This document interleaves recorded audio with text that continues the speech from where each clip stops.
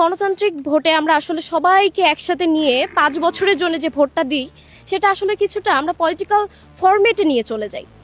আর গণভোটটা হচ্ছে আমাদের স্বাভাবিক রাজনৈতিক পরিচয়ের বাহিরে একটা মতামত, যেটাকে আসলে আমরা সাধারণভাবে পার্সন টু পার্সন আমরা আসলে সিদ্ধান্ত নিই। তো আমার মনে হচ্ছে যখন গণভোট এবং জাতীয় নির্বাচন একসাথে হয় তখন আসলে গণভোটের যে ম্যারিট যে ইচ্ছাটা বা স্বাভাবিক মানুষের যে শান্তভাবে চিন্তা করার সুযোগটা এটা আসলে থাকে না, এবং পলিটিক্যাল ডাইনামিক যেটা আসলে এখানে বিঘ্ন ঘটে বলে আমার মনে হয়। তো পরবর্তীতে আরেকটা কথা হচ্ছে আমাদের তখন এজেন্ডা বাস্তবায়ন, অর্থাৎ আমরা দলকে রিপ্রেজেন্ট করে আমরা আসলে গণভোটের সিদ্ধান্তে যেতে পারি না। আমাদের তখন নির্বাচনের পরিবেশটা থাকে এমনই যে আমরা সবসময় চিন্তা করি যে আমার দল আগে সংসদে যাবে কিনা। তো তখন স্বাভাবিকভাবে শান্ত মাথায় অ্যানালাইসিস করে আসলে কোনো সাধারণ জনগণ সেই গণভোটটা দিতে পারে না।